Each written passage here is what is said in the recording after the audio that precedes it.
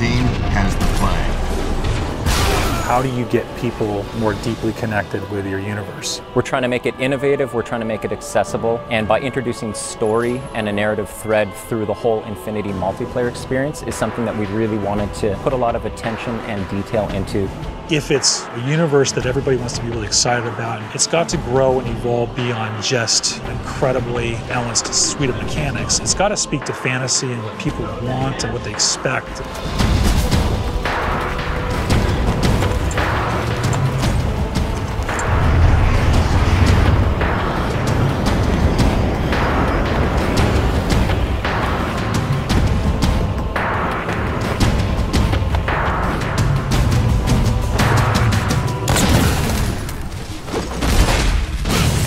Something we really wanted to do with Halo 4 was to bring a new perspective to Halo multiplayer.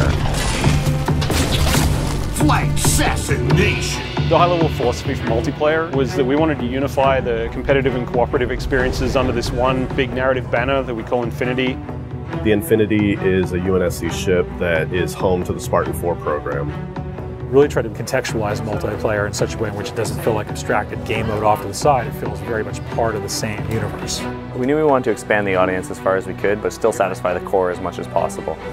We had to break everything down to line-by-line evaluation of our current scripts and redefine that core loop to not make it like Halo 2 or like Halo 3 or something in the middle, but make it Halo 4.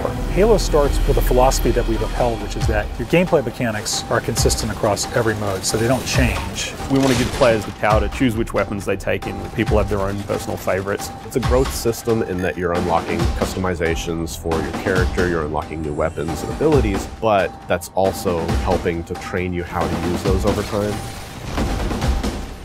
You have armor abilities and armor mods, which are sort of under the hood modifications to your armor that give you abilities, give you passive changes. And then that completely fit in with our new scoring system. There's a lot of actions players take in multiplayer that contribute but don't necessarily put a score on the board. Because of the objective medals and all the extra ways you can score in a match, no players are finishing the game with a 0. Hail Mary. So one of the big things for us was making sure that people felt involved, felt like they could always contribute in some sort of way.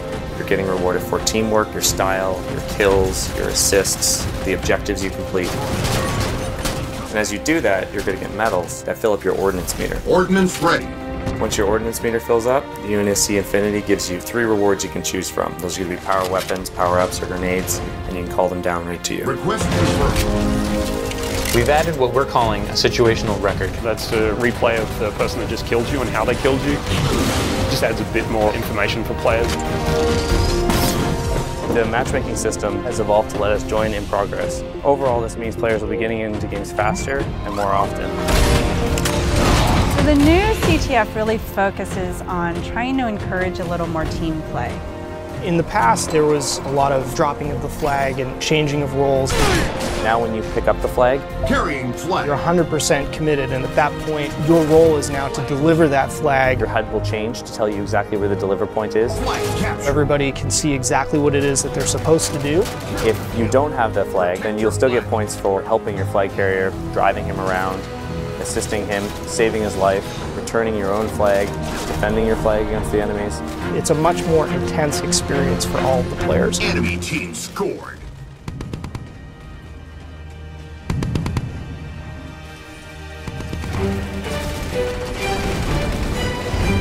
Probably the biggest focal change is that we're trying to build more vehicle-friendly maps, and then to go with that we've got a new mode called Dominion. Dominion is everything we loved about big team battle mixed with objective-based gameplay.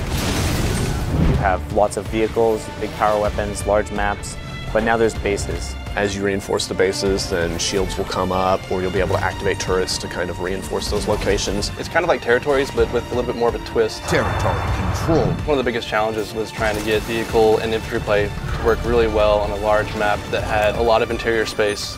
In Longbow, for example, all the bases in Dominion are fully thought out features in the map, and that really lets you get that break-in and defend gameplay. The idea was to try and make sure that the team started here or here. The paths that they could take in between involved great pinch points, places where the vehicles would automatically run into each other and jump over each other.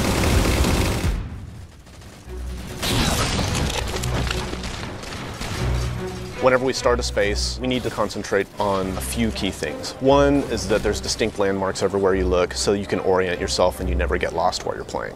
Two is that whenever you're moving from location to location, if you're jumping across a gap, that none of those jumps feel frustrating. So for instance, floods are a replacement for infection and players have higher jump height. Infected. We needed to make sure that we could make a map that you're always going to hit your target, you're always going to be able to move around smoothly. Flood is a spiritual successor to infection. We knew how popular this mode was, we knew it had a lot to live up to, so we didn't want it to just be a Slayer variant anymore. The ground up, it's a new script, it's its own mode now. And now when you're Flood, you get this new character model, you get a big claw, which you can completely slice the survivors in half with. If you look at the model, there's a set of fingers gripping the top of it. The idea being it's kind of been an explosive growth. As soon as they get infected, it just kind of pops out of them. There's like little teeth inside now. In addition to all of the new elements that we're adding to Halo 4 multiplayer, we're bringing back and improving a bunch of old favorites. We're bringing back King of the Hill and Oddball. With Oddball, we also want to incorporate all the elements of our new scoring system. We're looking for ways to make it a team-based experience like never before. Instead of just running away and hiding, now players get points for passing, catching, intercepting the ball. It completely changed the landscape. We're working with Certain Affinity to build content for multiplayer. It's a pretty huge undertaking. Certain Affinity has been a great partner to 343 for many years. They worked with us on the Defiant Map Pack and Halo Anniversary. For Halo 4, they helped us with a bunch of multiplayer and Forge maps. And one of those maps will have a Griffball core in it. Gain the lead. Forge is our toolset that allows players to customize their own levels. So we give multiple spaces that each have unique components that you can kind of mix and match to make your own layouts. We felt like a previous permutation of Forge wasn't necessarily the most accessible. The biggest thing for us was trying to increase the speed at which you can build things. We have a lot of new components. First is a magnet system, which makes it easier to line up pieces to each other. You see these little guys over here. These are hand-placed magnet points. Based on these points, you toggle it in the game and you can actually snap pieces together. Another thing that we have is the duplicate object tool. So if someone has a crazy idea, you can just place something. Oh, I have a mongoose, I can make 6 more of those. Whenever you exit your editing mode, you'll end up seeing shadows cast on the pieces that you placed. I can place a block sort of anywhere I want and they'll just sit there. There'll be no shadow on the ground. It'll look kind of like it's floating even though it's actually quite close to the ground. But then if I turn the lighting on, boom, you instantly get a shadow there. There's going to be things out there where we just end up scratching our heads being like, how did someone do that?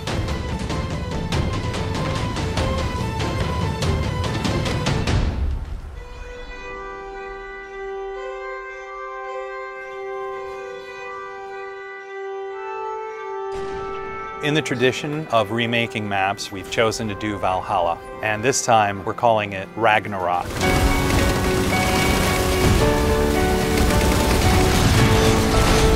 It is almost identical to the original layout of Valhalla. We fine-tuned things for jetpack and things like that. But the biggest change to this map is the addition of the Mantis. Mantis is probably the biggest new sandbox toy we have this time around. When you walk up to it, you'll see it sitting on the floor, and so you hop in this hatch in the back. On its right hand, it's got an enormous UNSC chain gun, and then on the left side, it's got a 5-canister rocket pod. You can use both weapons at the same time, and the rocket pod itself, you can charge up and actually fire all 5 rockets at once.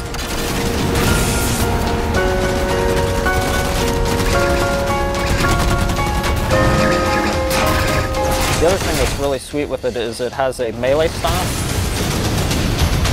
This is probably the most powerful vehicle in a Halo game since like the Scorpion or Banshee. We knew from the start that if we're going to put this in campaign, we have to bring in multiplayer. What better toy do I want to use the battlefield than the mech? When you look at Halo's audience, you've got a group of players that really gravitates towards campaign, and then another group of players that really gravitates towards multiplayer. The idea of knitting together the narrative and this gameplay experience was the genesis of where Spartan Ops came from. The narrative thread through Spartan Ops is absolutely huge. 6 months after the events of campaign are over, the crew of the Infinity is going down to investigate Requiem. Some of the old hands here know what you're in for. The rest of you, you're due. and education. Each week you have a new episode of a series that's continuing to tell this evolving story. And then you have these 5 missions that tie directly to that episode. And actually, in some cases, you have a direct impact on what's happening in the next week's episode. Don't relax yet. You've got more hostiles headed your way. There are both creative challenges and production challenges. One is it's just a huge amount of content. We have, 50 missions that we're developing over the 10 weeks of the Spartan Ops season. We only have this much space, we only have this much RAM, we only have this much bandwidth. So we had to do a lot of technical trickery so that everything that we wanted to accomplish was able to happen. We want you to feel invested as part of the story. We wanted players to feel like they're accomplishing something. You rise up through the ranks, and once you get up to 50, we have what are called specializations. Specializations are kind of the end game for your Spartan career. Each specialization has an armor set, a bunch of emblems, an armor skin, and probably the biggest thing is that you can also unlock an extra armor mod. You can actually have a little gameplay item. Are you a vehicle guy? Are you a sniper? Are you someone who wants to level up faster? We actually have a mod that lets you earn XP a bit faster. It's more about specializing how you play at that point rather than the core gameplay mechanics being modified. So all the choices that you're making carries into the Spartan Ops experience. I'm going to tune in every week. We'll experience a story together for the first time as friends, and then we'll go play together as friends. And so this sort of new version of the water cooler. Spartan Ops will be one of those pinnacle moments for us in the franchise of creating new expectations for gamers and really delighting people with just great new functionality.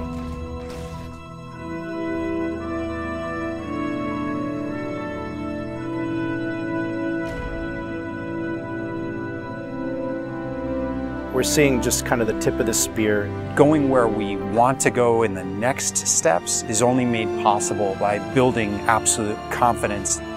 A hero is someone who takes action even though they have something to lose.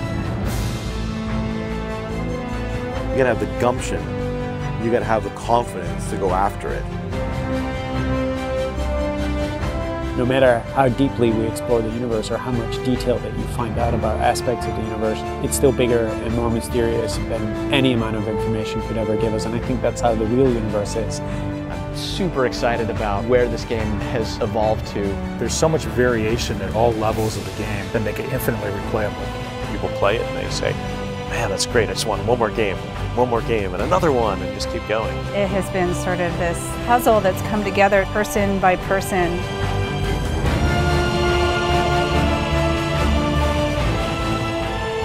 To me, that's the most fun thing, is seeing people play it, enjoy it, and have fun. And you know it just started with that single spark, that single sentence from one designer to another.